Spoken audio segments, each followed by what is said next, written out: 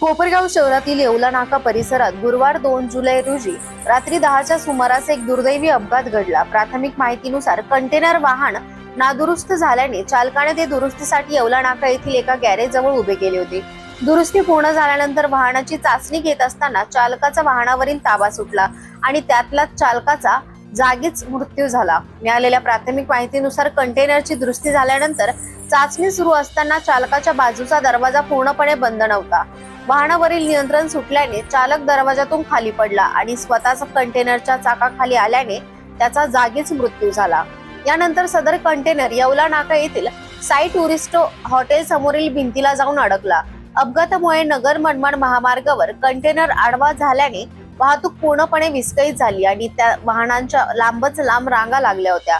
घटनेची माहिती मिळताच कोपरगाव नगरपालिकेची रुग्णवाहिका घटनास्थळी दाखल झाली। मयत चालकाचा मृतदेह ग्रामीण रुग्णालयात कोपरगाव येथे शवविच्छेदनासाठी हलवण्यात आला।